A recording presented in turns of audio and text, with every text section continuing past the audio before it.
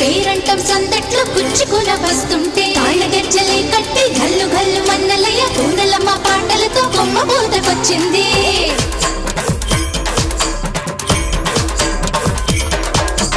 హంపిలోని మంటపాన్ని అరగంటలు చూసినోళ్ళు వగలుడికే పరువాన్ని వారమైన చూస్తారు.